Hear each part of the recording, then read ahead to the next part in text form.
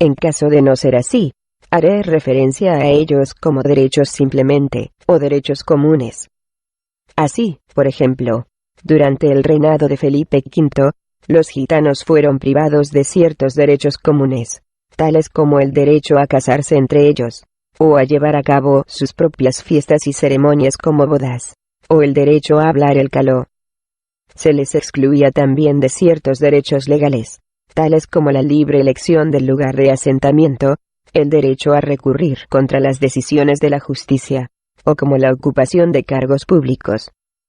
Muchos de los decretos y leyes que aparecieron durante los siglos XVI y XVII, y hasta finales del siglo XVIII, se dirigían por general a conseguir bien el asentamiento permanente de los gitanos en un lugar fijo, o su expulsión de España.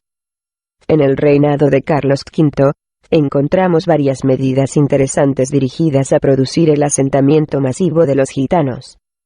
La persecución de Carlos V se dirigía contra aquellos que aún permanecían siendo nómadas o errantes, siendo varón, sin oficio, o sin vivir con señor. 1539. En otras ocasiones, se concede a los gitanos un periodo de tiempo para que se asentaran en un lugar concreto. Felipe III, en 1619, fue el primero en establecer en qué sitio debían de asentarse los gitanos, y en qué lugares les estaba prohibido vivir. Ordenó a los egipcianos fijar su domicilio en aquellas villas y lugares que tuvieran una población superior a 2000 habitantes. Más tarde se añadió también que nunca deberían de vivir juntos en grupos, sino que deberían de asentarse dispersos entre la población, tratando por este procedimiento de acelerar su integración al resto del país. 1633. El último de los Austrias, Carlos I, señaló una lista de 41 localidades como los únicos sitios donde, desde aquel momento, les sería permitido asentarse a los gitanos. Añadía este monarca que nunca podrían abandonar su lugar de asentamiento sin un permiso especial de los justicias de la localidad. 1695. No hay duda de que todos estos ejemplos ilustran la posibilidad de que muchos gitanos estuvieran ya asentados con anterioridad a la llegada de los Borbones. Pero el caso es que también muchos permanecían errantes, e incluso algunos continúan errantes hoy en día. Quizás sea precisamente este hecho uno de los que ha contribuido más decisivamente a que los gitanos fueran privados de muchos derechos, incluidos los legales, y de oportunidades a las que otros individuos tenían acceso. Desde finales de la Edad Media, cualquier persona que estando en España no permanecía a una unidad local era considerada extranjera.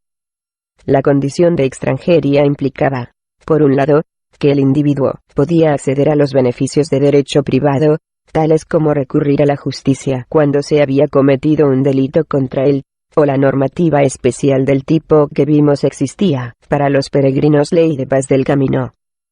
Pero no podían reclamar los derechos derivados del derecho público. Por otro lado, la distribución de derechos y beneficios que el consejo de una comunidad local administraba se llevaba a cabo sobre la base de una diferenciación entre la persona que tenía una casa en la localidad, la persona que vivía permanentemente en vivienda perteneciente a otro, como una posada, y finalmente el extranjero.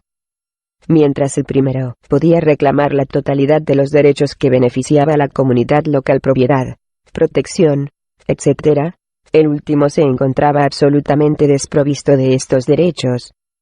Esta condición de extranjeros solamente podía modificarse a través de la concesión de una carta que otorgaba, o bien el rey, o bien las Cortes. La idea de otorgar cartas de naturaleza a los gitanos estaba muy lejos de su propósito. De otra manera, solamente construyendo una casa y habitándola durante varios años, podían su habitante adquirir el estatus de miembro de la comunidad, y esta idea estaba, a su vez, muy lejos de las intenciones de los gitanos. Derechos y deberes, incluso la consideración legal de una persona, la personalidad jurídica, estaba sujeta, y todavía lo está, al vínculo entre el individuo y su lugar de residencia. Finalmente, la educación toma su condición de obligatoriedad en el siglo XVIII, Y no es necesario explicar que las personas de vida errante no tenían posibilidad ni de cumplir con este requisito ni de disfrutar de sus beneficios. Sin embargo, esta medida fue de hecho más teórica que real, y, como las órdenes de expulsión contra los gitanos, fue repetida una y otra vez hasta el 1970, en que el gobierno reafirmó la naturaleza obligatoria de enseñanza. La religión ha sido un factor que ha condicionado la situación jurídica de los gitanos en España. Ante esto podemos adoptar dos perspectivas diferentes. La primera sería que la religión suponía un medio real de acceder a un estatus legalmente reconocido, incluso para aquellos que estaban ya asentados. La segunda sería que la religión funcionaba en parte como vía de obtención de otros derechos y de movilidad social. Desde los primeros tiempos de la Edad Media, el bautismo en el seno de la Iglesia de Roma fue cualificación esencial para la adquisición de un estatus legalmente reconocido para cualquier habitante de España. Esta ley se mantuvo vigente a lo largo de todo el periodo de la vida de los gitanos en nuestro país que tratamos ahora, de 1499 a 1783. Y existe evidencia documental de que muchos gitanos, especialmente errantes, no cumplían con este requisito. Podríamos pensar que simplemente no querían bautizarse, pero hemos visto también hasta qué punto se había legislado una persecución contra los errantes, y, como veremos más tarde, ni tan siquiera las iglesias se prestaban como lugares seguros para ellos. Aún más, durante la primera mitad del siglo XVI, cuando la conversión a la religión católica apareció como un medio para evitar la expulsión, tanto para los judíos como para gente del Islam, los gitanos no podían disfrutar de esta dispensa, ya que algunas de las normas legales dictadas contra ellos hacía constar que deberían de ser expulsados del país, aun en el caso en que se hubieran hecho ya católicos. La religión era también una vía de acceso a otros derechos, y posibilitaba una movilidad social. Durante el siglo XVI y XVII, los estatus de pureza de sangre documentaba las pruebas con que el individuo contaba para demostrar sus ascendientes cristianos hasta 4 generaciones de profundidad, y para demostrar también que en ningún caso estos antepasados habían sido acusados de ningún tipo de ofensa contra la Iglesia. Sin estos documentos, un individuo no podía tomar parte ni ser miembro de una corporación. Si los nómadas no bautizaban a sus hijos en muchos casos, como parece, esto ha tenido que ser también un fuerte inconveniente para aquellos gitanos que estaban asentados, ya que aunque estos quisieran bautizarse, y aunque estuvieran bautizados, difícilmente estaban en condiciones para probar la pureza religiosa eclesiástica en 4 generaciones anteriores. Durante el siglo XVIII, estos documentos perdieron importancia. Pero en épocas tan recientes, como son los comienzos del siglo XIX, la evidencia de haber sido bautizado se requería todavía para la ocupación de un cargo asistencia. El segundo aspecto que podemos examinar en relación a la influencia del catolicismo en la situación jurídica y social en general de los gitanos es el de las ofensas cometidas contra la religión y la Iglesia. Se acusó a los gitanos de inmoralidad, porque la mayoría de ellos no contraían matrimonio en el seno de la Iglesia católica, sino que llevaban a cabo sus propias ceremonias demoníacas. También, y principalmente, se les acusó de practicar la brujería y la adivinación. Estas acusaciones se repiten una y otra vez en los diferentes decretos y leyes promulgadas contra ellos, al igual que aparecen profusamente en la literatura de la época. La Inquisición conoce su momento de mayor actividad durante los siglos XVI y XVII, y aunque su desaparición oficial se produce en el siglo XIX, se puede decir que de hecho había desaparecido como institución activa e influyente ya a lo largo del siglo XVIII.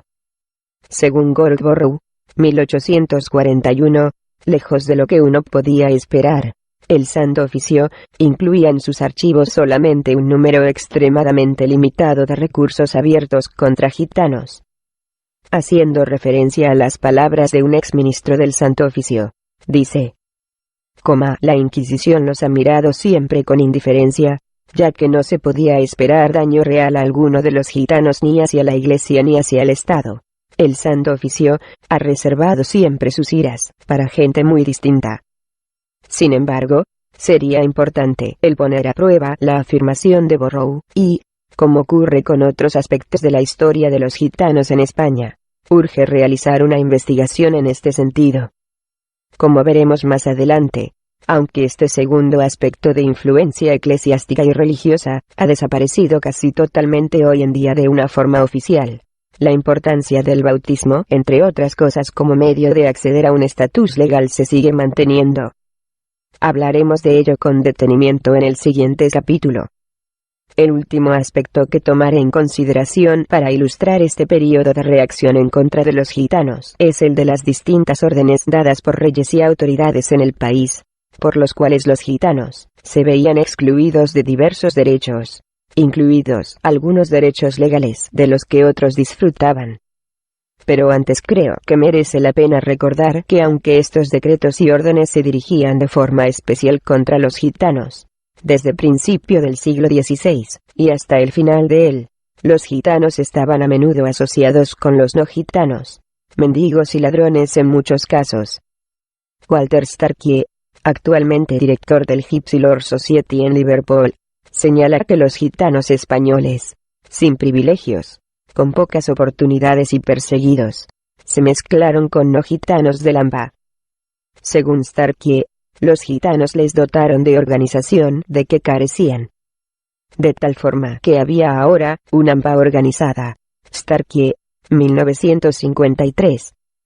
Los gitanos tenían sus propias normas, que posibilitaban una organización corporativa del grupo, y que castigaba, a través de leyes concretas, y de un sistema de autoridad organizada, a aquellos miembros del grupo que pudieran servir de informantes a las autoridades.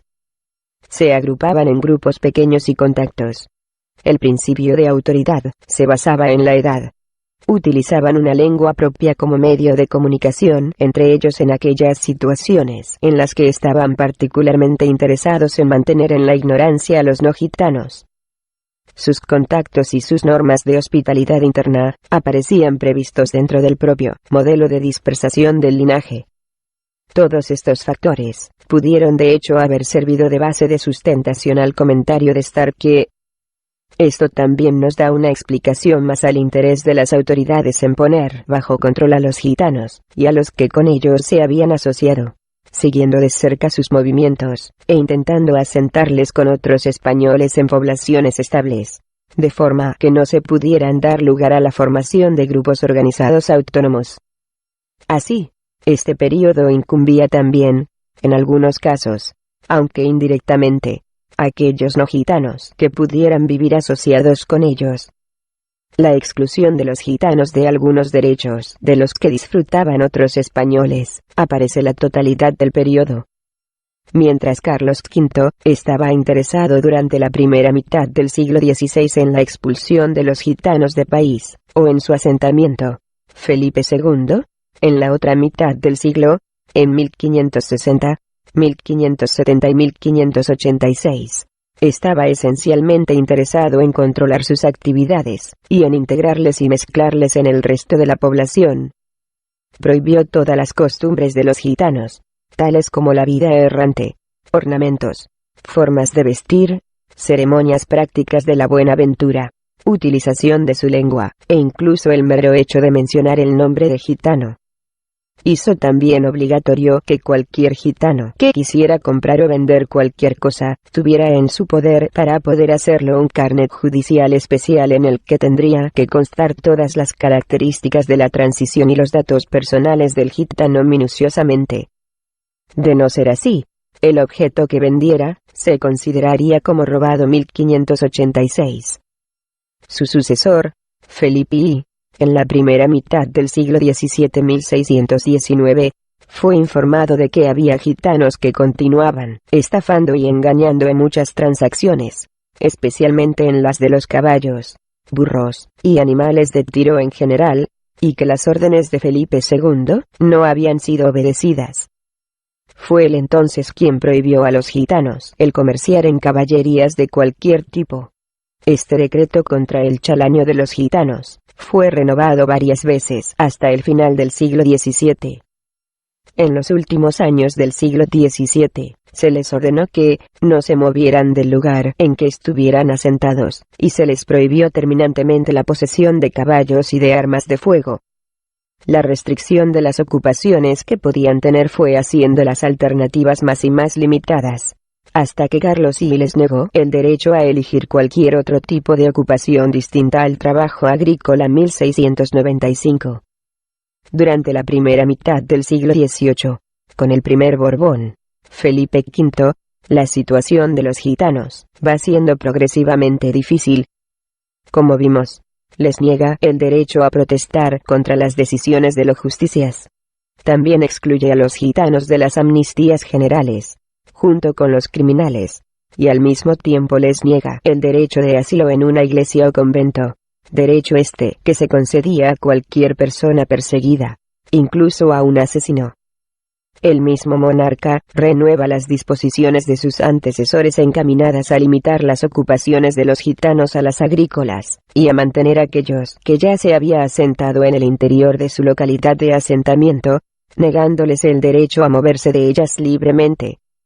El resto, los que aún continuaban una vida errante, fueron considerados bandidos en cualquier caso, y declarados fuera de la ley. Felipe V dictó órdenes contra los gitanos en 1705, 1724, 1745 y 1746. Tercer periodo. Igualdad de derechos, desigualdad de hecho. Entramos ahora en el tercer periodo, de 1783 hasta el momento presente. En el año 1783 España estaba gobernada por Carlos III. En su intento de reorganizar el reino internamente, una de las metas que se propuso fue la resolución de lo que se ha llamado el problema gitano, adoptando una perspectiva enteramente diferente a la de sus antecesores. Pensó que el limitar los derechos de los gitanos solamente había conducido a colocarlos en una situación en la cual se veían inducidos a romper la ley con más facilidad. Vio también como injustas las declaraciones que hacían a todos los gitanos errantes bandidos, sin discriminación, y fuera de la ley. En el año 1783 hizo pública una pragmática dirigida a los gitanos. No teniendo este trabajo un propósito de análisis histórico, no podemos dedicar aquí el espacio que se requeriría para analizar los 44 artículos de qué consta, pero a título introductorio haremos una síntesis de sus aspectos más fundamentales. Comienza haciendo una declaración a los españoles por la que afirma que no son ni provienen de raíz infecta alguna, colocándose de esta manera en clara oposición a la consideración, muy extendida por aquel tiempo, de los gitanos como descendientes directos de Caín. En los comienzos del siglo XVII, se popularizó la idea de que los gitanos descendían de Caín, y en ella se hincapié Moncada, 1619, en sus discursos, siendo en aquel momento profesor de Sagradas Escrituras en la Universidad de Toledo. Consistía, en sumo, en un informe dirigido al rey Felipe III, que junto a otro informe similar presentado por Quiñones, 1631, ejercieron gran influencia en la opinión, y repercutieron en un incremento en la persecución de los gitanos durante aquel siglo. Carlos III declara también que los gitanos deberían tener capacidad para elegir libremente sus propias ocupaciones.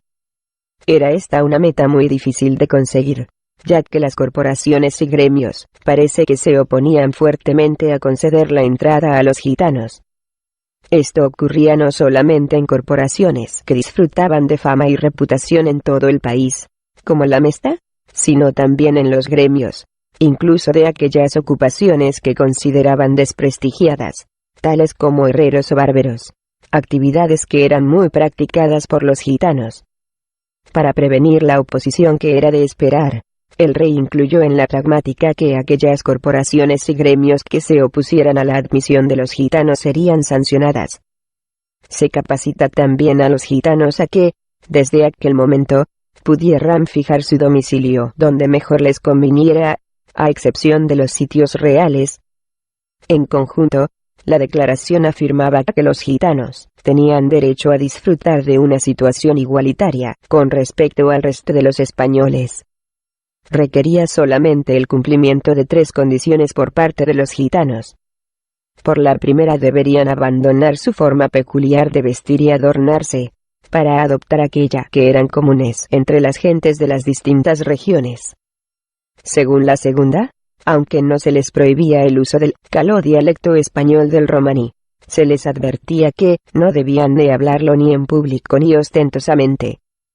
La tercera condición les obligaba a permanecer asentados permanentemente en un lugar y abandonar la vida errante.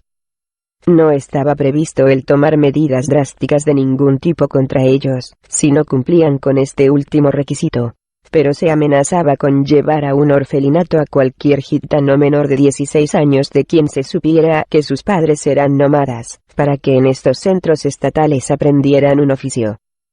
No hay duda de que la línea adoptada por Carlos III, en los medios utilizados para lograr la integración de los gitanos al común de los españoles, fue prácticamente la opuesta a la de sus antecesores. Pero los intentos benévolos de Carlos III, una vez más parece que resultaron infructuosos, o por lo menos muy limitados en su efecto. Aguado Bleye, 1959. Contamos con un testigo de los hechos que ocurrieron algunos años después de la promulgación de la ley. Aunque Gorgorow estaba esencialmente preocupado por otros asuntos, especialmente religiosos, es indudable que conoció a muchos gitanos, y que se mantuvo por largo tiempo en contacto con ellos. Se relacionó especialmente con grupos de gitanos errantes, que habían nacido como proscritos por espacio de varias generaciones, en diversas zonas montañosas de España. Y él nos dice que aquellos gitanos no conocían otro modo de vida. Y también, que ni querrían ni podrían cambiar drásticamente su vida errante de tratante de ganado, vendedores ambulantes o bandoleros, por aquella otra vida más miserable, menos provechosa, y mucho menos libre que padecían los gitanos asentados en zonas extremas de los grandes pueblos y ciudades. Aunque es difícil creer todo lo que Borrow dice, sin embargo, existe evidencia suficiente sobre el ostracismo que la población imponía a los gitanos, tanto asentados como nómadas.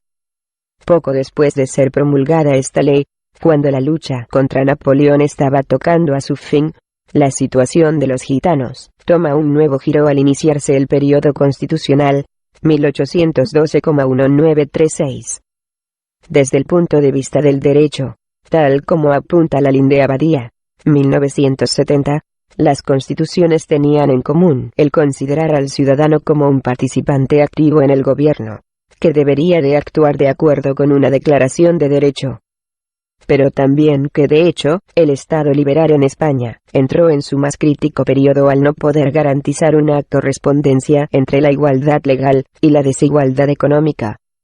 La primera constitución, la de 1812, significó para los gitanos un paso definitivo hacia el fortalecimiento de su situación jurídica en el país. Como ya indiqué con anterioridad, para que un individuo pudiera ser considerado ciudadano español, tenía que estar vinculado a través de su residencia a un lugar, de tal manera que las personas que llevaban una vida errante no se consideraba españoles. Esta constitución declara que cualquier persona nacida en el país es española, y, por tanto, aunque los nómadas pudieran ser sancionados por no tener un domicilio fijo tal y como la ley ordenaba, sin embargo, estaba capacitado para ocupar una posición como españoles dentro de las leyes del país. Desde el año 1812 y hasta 1860 encontramos escasas disposiciones dirigidas a los gitanos como tales. La única de cierta importancia es la de Isabel II en el año 1846.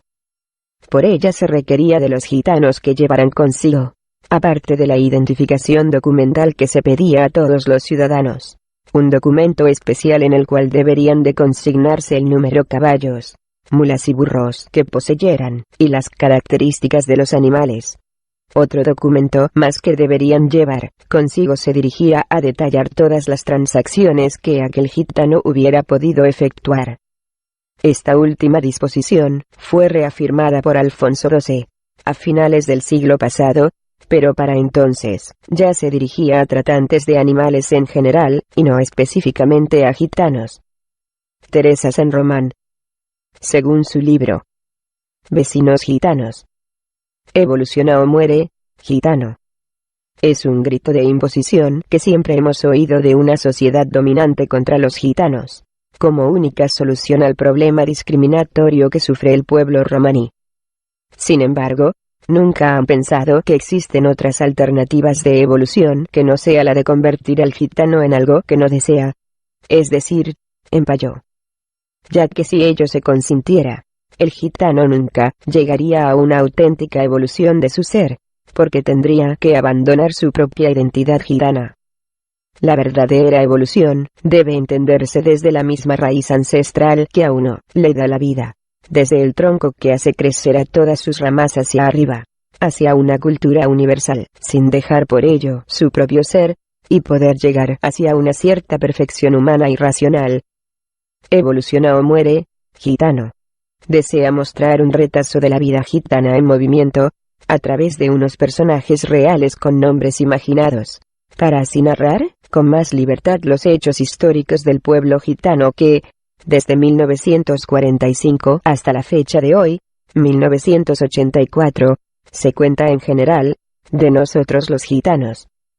Intentar exponer una clara y objetiva visión de la problemática del pueblo gitano que, durante siglos, viene arrastrando por la intolerancia y la discriminación racial de una sociedad xenófoba que, como secuela de ello, nuestra triste pobreza cultural, económica e intelectual científica.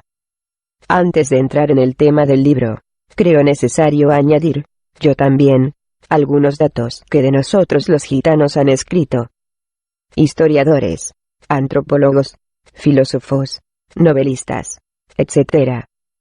Algunos, con más o menos objetividad y respeto, hacia el pueblo gitano. Otros, en cambio, no con tanto miramiento y objetividad a la hora de escribir sobre la cuestión.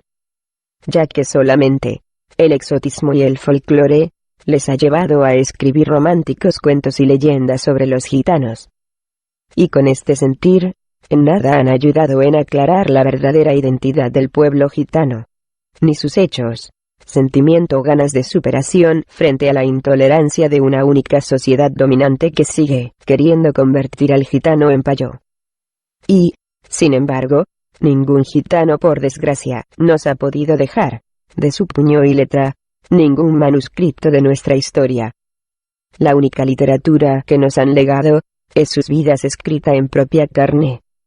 Historia vivida a través del amor de dura de la intolerancia de los pueblos de Europa, sobre todo, la vivida en España, nuestro país, que es el relato expuesto por este libro. Sin embargo, con Evoluciona o muere, gitano, tengo la esperanza de poder aportar un mayor conocimiento sobre el pueblo gitano. Sobre todo, la ilusión de poder romper tópicos que aún subsiste en las mentes de muchas personas de nuestro país. Y también para deshacer barreras que impidan las buenas relaciones de convivencia entre payos y gitanos. Y no juzguemos a la primera, sin conocimiento de causa a los otros. Para que asimismo se pueda valorar, no por el arte de la literatura de este libro, sino por lo que en él se dice de la vida de los gitanos, ya que soy consciente de mis errores gramaticales, y de mi pobre lenguaje literario. Y si no creyera aportar una posible vía de entendimiento mutuo entre payos y gitanos, nunca jamás me habría atrevido a escribir este libro. Y con esta intención, y no otra, me atrevo a exponer un corto retazo histórico de la vida gitana, ya casi olvidada, sobre todo, por los más jóvenes. Y, además, porque nunca he dejado de creer que se puede ser gitano, y a la vez poder llegar a ser un gran científico, arquitecto, médico o un buen profesional en lo que uno se proponga. O al menos, poder uno realizarse como persona dentro de un país democrático, donde se dice que se debe respetar todas las diferentes culturas, y pueden beneficiarse de la igualdad de los derechos constitucionales y así poder evolucionar desde su propia idiosincrasia. Y ahora, para mejor comprensión hacia los gitanos, expondré yo también algunos textos discriminatorios y racistas.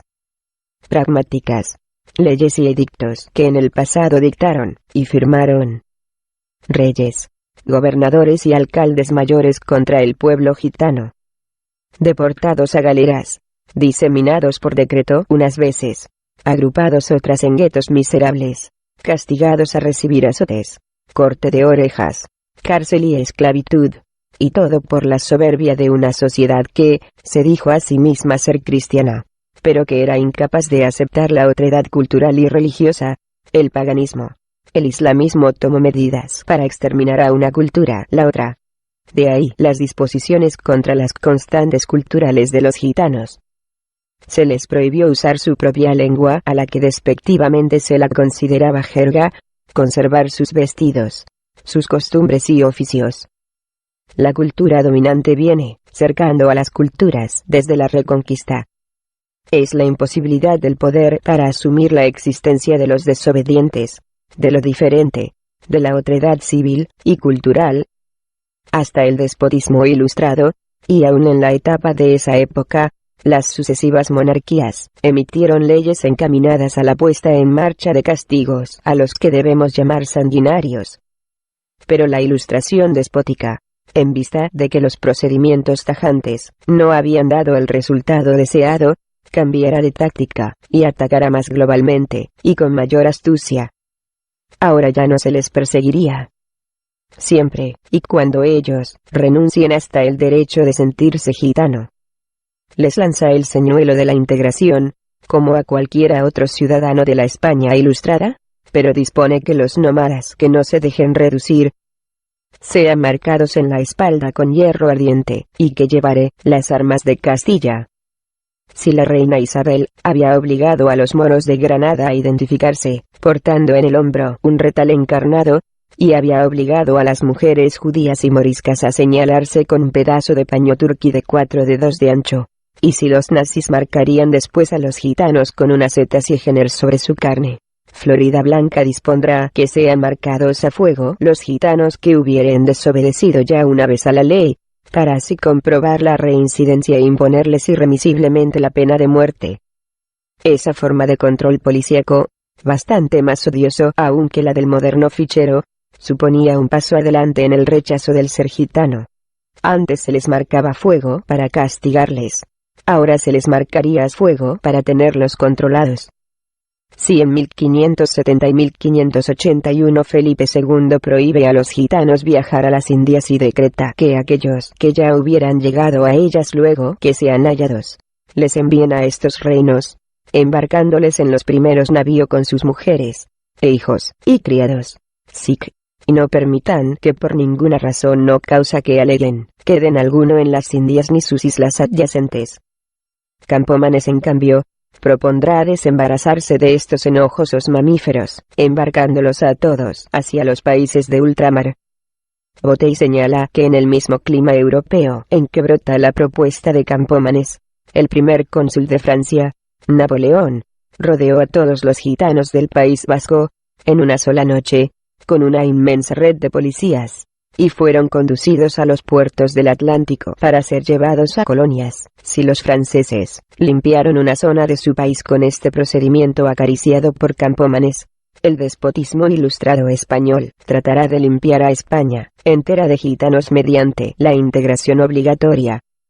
Prohibirá que sean llamados gitanos, y tratará de prohibir incluso que se sientan gitanos ellos mismos. De aquella época, proviene una aguda reflexión gitana aliri, escrayimi cobo aliri, escaló la ley de los reyes, han destruido la ley de los gitanos. En tiempo del arzobispo de Talavera, no será sino una de las abundantes prohibiciones con Carlos III, acosará la libertad del gitano. Con inteligente serenidad, Botey señala que ya es hora de desplazar en la mentalidad común el centro de gravedad del problema gitano, que oscila entre el pintoresquismo y la preocupación por su pobreza hereditaria. El centro de su tragedia es otro: el choque entre dos culturas. La historia del gitano en España, no solo en España, como ya vimos, prueba la agudeza de esa reflexión de Botey. Pero en ningún momento de esa historia de huidas, amenazas, castigos y repulsas, el gitano estuvo tan cerca de la pérdida total de su identidad como en tiempos del gobierno de Carlos I. Agreda al gitano, amenaza con exterminarlo físicamente, pero, pese a sus estremecedoras formulaciones, no supone un decidido y meticuloso exterminio de su identidad. El rey Felipe V, quien por primera vez en España, había autorizado su captura incluso en el interior de los templos, en 1745, ordena darles caza a hierro y fuego, y agrega que todos los que tienen vecindad, se restituyan en término de 15 días a los lugares de su domicilio, pena de ser declarados, pasado este término, por bandidos públicos, y de que, por el mismo hecho de ser encontrados con armas, o sin ellas, fuera de los términos de su vencimiento, sea lícito hacer sobre ellos armas, y quitarle la vida. Que pasado el referido término, se encarguen estrechísimamente a los comandantes generales, intendentes y corregidores, que por sí, o por personas de integridad, y de su mayor satisfacción, salga con tropas armados, y si lo hubiere, con milicias, y sus oficiales, acompañados de rondas de a caballo destinadas al resguardo de las rentas, a correr todo el distrito de jurisdicciones, haciendo las diligencias convenientes para aprehender a los gitanos y gitanos que encuentren por los caminos públicos u otros lugares fuera de su vecindario, y solo por el hecho de la contravención se les imponga la pena de muerte.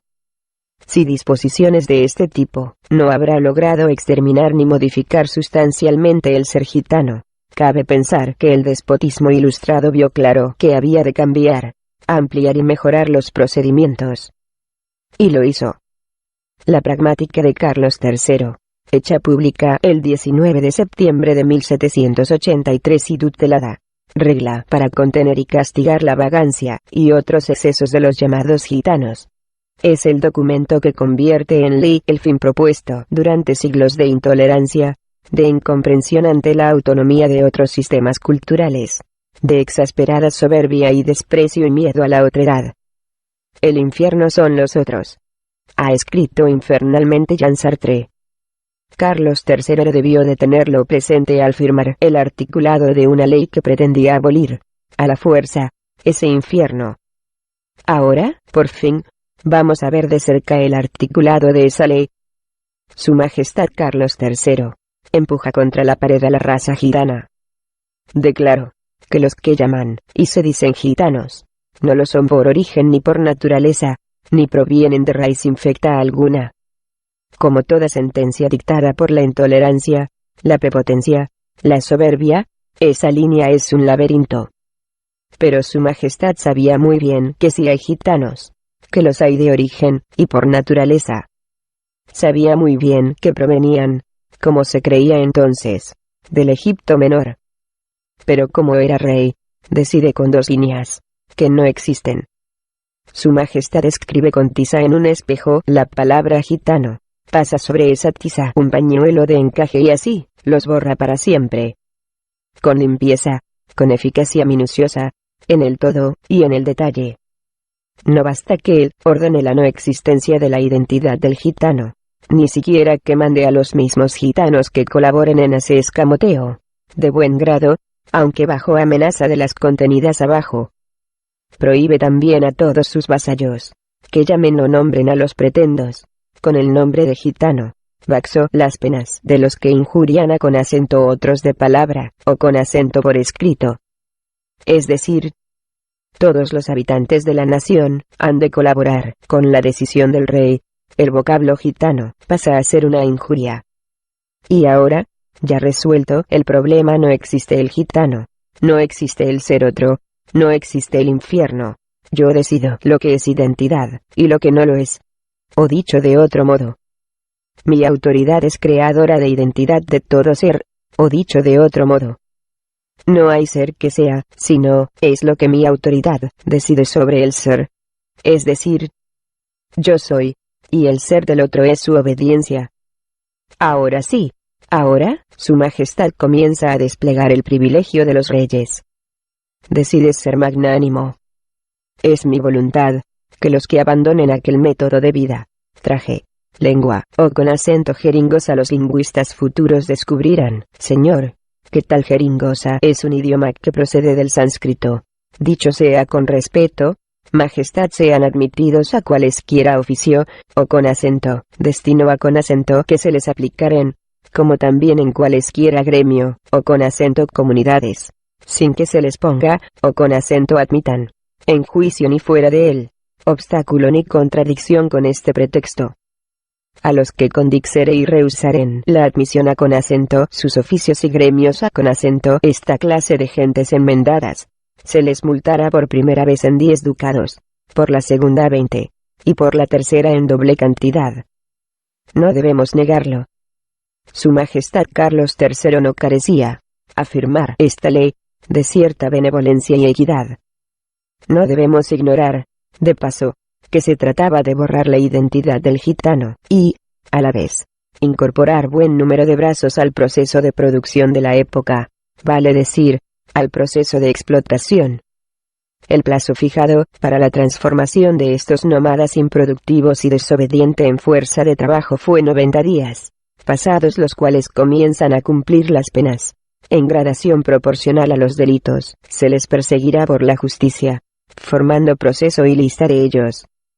Esas listas pasarían a mano de los corregidores de las cabezas de partido, y de ahí a la sala del crimen del territorio correspondiente.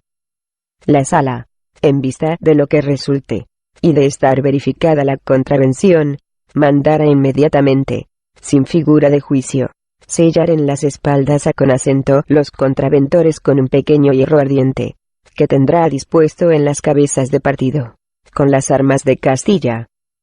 Aquí su Majestad debe haber hecho memoria sobre la severidad de sus antecesores y quiere dejar bien sentado su propia misericordia. Conmuto en esta pena del sello, por ahora, y por la primera contravención, de muerte que me ha consultado, y la de cortar las orejas a esta clase de gente, que contenían las leyes de reino. Con más o menos reticencia, esta clase de gente le están agradecidas, Majestad, por ahora. También les están agradecidas por exceptuar de este castigo a los niños y a los jóvenes de ambos sexos menores de 16 años, aunque su decisión, señor, de arrebatarlos de sus padres para obligarlos a aprender un oficio rentable a la corona, o recluirlos en letales hospicios, llenos de normas y caridad, de obligaciones y oraciones, quizá no pareciese tan misericordiosa ni a sus padres ni a ellos. La identidad del gitanos se articula en grupo, señor, y el peor castigo que puede caer sobre el gitano, peor que la muerte, Majestad, es la separación. Fuera del grupo, el gitano no es su ley, su sangre, su mundo emocional, así lo reconoce desde hace muchos siglos. Porque para el gitano también existe el otro, que puede ser cruel, perseguidor, intolerante, y hasta sanguinario. Fuera del grupo, el gitano es un pobre ignorante perplejo, con todas sus emociones desorientadas, y con el destino astillado y desolado.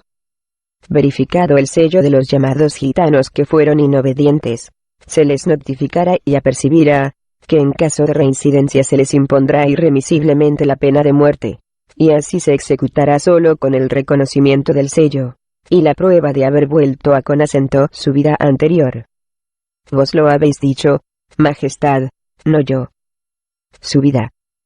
Lo cual quiere decir su ser, su pasado, sus costumbres, su relación con la naturaleza, su concepción de la divinidad. El gitano es de talante esencialmente religioso, su vinculación con la magia, sus ropajes, sus avalorios, su culto por los muertos, su respeto por los ancianos, su radical respeto por la felicidad, su necesidad de ser libres, su vida. Pero el monarca ilustrado, y, con él, todos los ilustres monarcas anteriores desde los tiempos de los reyes católicos, sienten un enojo especial por todo individuo que no se elige sedentario y bárbaramente obediente. Y entre los seres errantes y orgullosos, los más visibles y más recalcitrantes, los gitanos. Entonces se les odia, se pretende inmovilizarlos, domesticarlos. El despotismo ilustrado, y los gitanos por Félix Grande Lara, comunicado del Simposio Gitano 1980 Madrid, España, también de Tomás Calvo Buesa, escribe acerca de los gitanos. Hace casi 500 años, los han forzado a meterse independientemente de su voluntad individual o colectiva como etnia, en una sedentarización y proletariado. Estos procesos sociales, que están interrelacionados, han cambiado, y lo harán profundamente más en el futuro.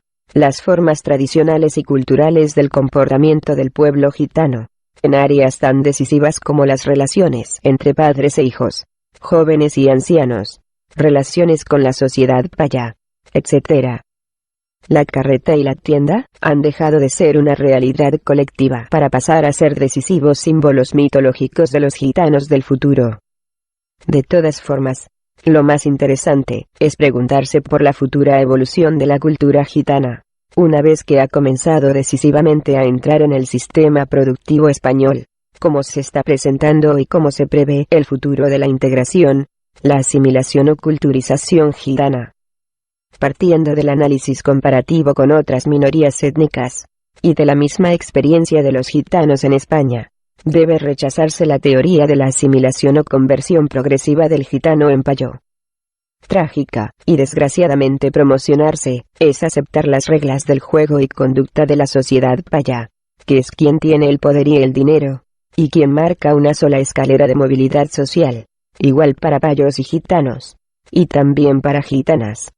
A las mujeres de las minorías étnicas que quieran promocionarse, atención a las comillas, la sociedad dominante les impondrá el romper muchos tabúes grupales, con lo cual hallará el desprecio y oposición de su propio grupo étnico. Por ello hay dos baluartes que todas minorías étnicas defienden hasta el final: sus mujeres y sus ancianos. Ellos representan el último tesoro étnico, el vientre grupal, y el saber ancestral que no hay que entregar a la sociedad dominante.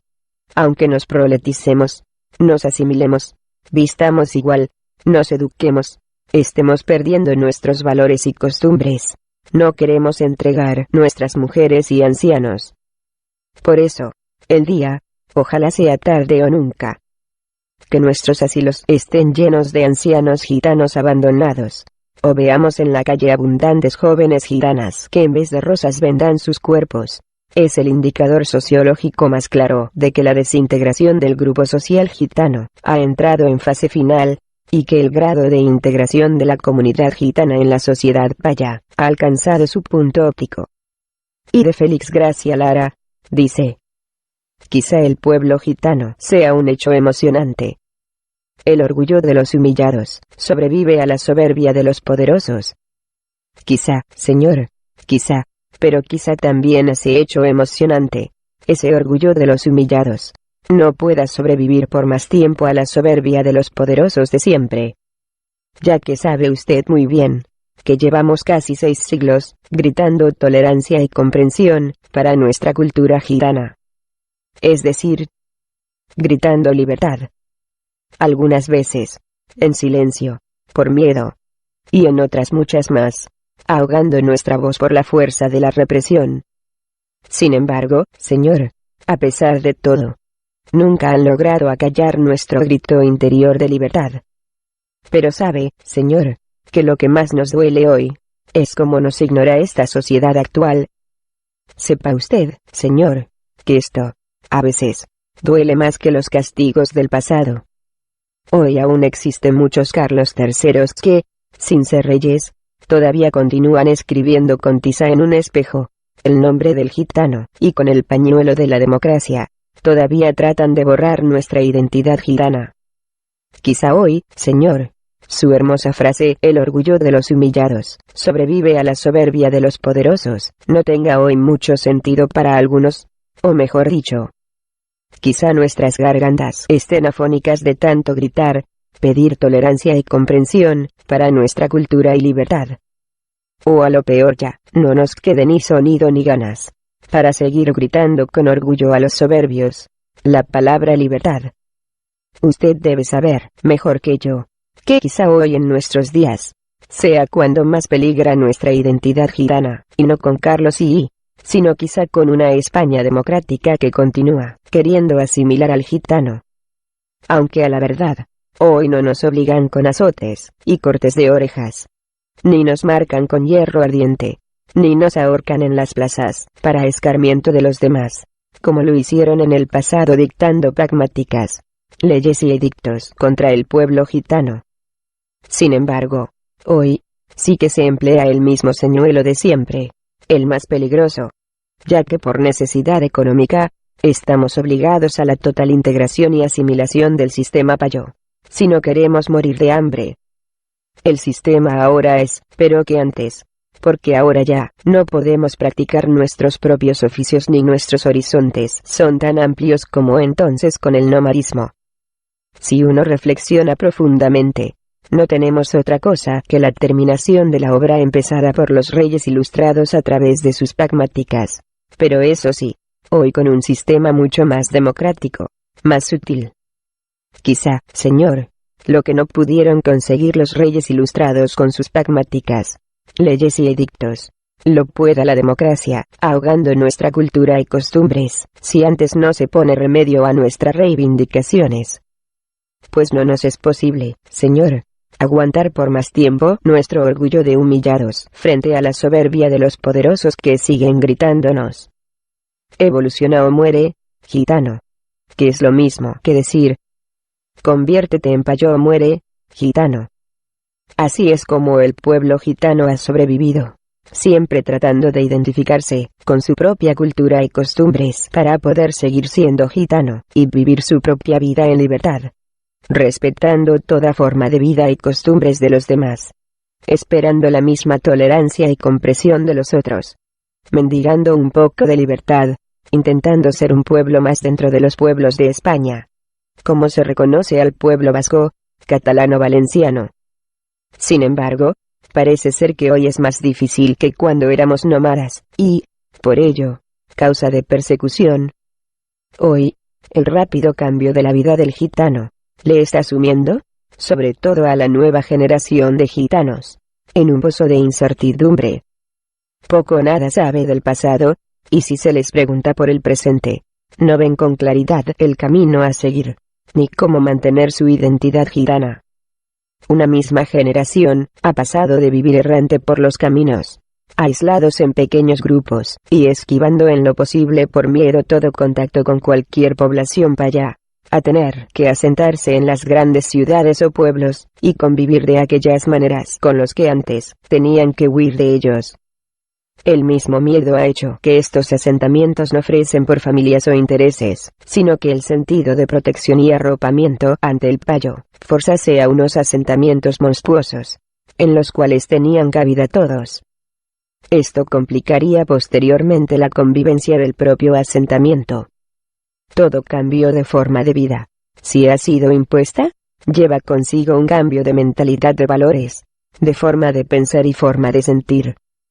Las de siempre difíciles relaciones entre payos y gitanos, que están a veces motivadas por un total desconocimiento mutuo entre culturas y personas. Evoluciona o muere, gitano es el título más significativo para este libro gitano. Con palabras sencillas, se da a conocer una visión del mundo gitano totalmente desconocido para el payo en su profundidad. En la primera parte, fotografía un mundo y modo de vida que, aunque difícil, y a veces desesperante, tenía el aliciente de sentirse necesario y competente. El pueblo gitano en su chalaneo, a la vez que la unidad familiar y las fiestas compensaban la vida errante. En la segunda parte describe la desesperación de un pueblo, arrinconado domingo en los barrios marginales, sin trabajo preferido, y sin preparación previa para emprender otras actividades que impone la nueva situación del gitano, que desconoce por completo, y que le va a negar lo más necesario para sentirse realizado. En esta época crítica, comienza a darse tres fenómenos que marcará la dinámica del futuro del pueblo gitano. Una gran mayoría, desilusionada, se resigna a sobrevivir, y se encierra en un pequeño mundo, sin esperanza e ilusiones.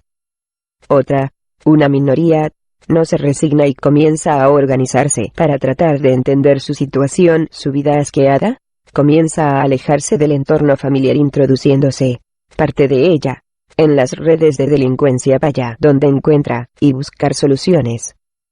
Por fin, la nueva generación, que no ve futuro en fácil diversión y dinero ligero de gastar, sin el veto de la ley gitana. En la tercera parte, vemos en parte por la oposición de una sociedad que no entiende el ser gitano, crudeza realidad, como se narra la desesperación de un pueblo, que aunque intenta con sacrificio, no consigue salir de su aislamiento, y a veces lo desprecia, y en parte por el lastre como pueblo marginado, se siente incapaz de evolucionar, y enfrentarse con conciencia de clase a situaciones injustas. De aquí el grito desgarrador de evoluciona, o muere, gitano que lanza a todos los gitanos. Entiendo que no es fácil la tarea que algunos hemos emprendido para conseguir todo esto, y que no es cuestión de un tiempo determinado. Incluso se prevé la muerte de una generación ya desilusionada, cansada y hasta hastiada en la desesperación, para que las nuevas que vengan sean capaces de aceptar el reto, y seguir en la lucha con nuevas fuerzas y preparación universitaria, e ilusión por las cosas gitanas. Este libro, ante todo, nos tiene que hacer reflexionar tanto a gitanos como a payos, en una reflexión serena que nos lleve a pensar que la convivencia es posible, si somos capaces de cambiar posturas intransigentes, de aceptar y comprender otra cultura, y de rectificar injusticias pasadas, y como no, injusticias presentes. José Duarte.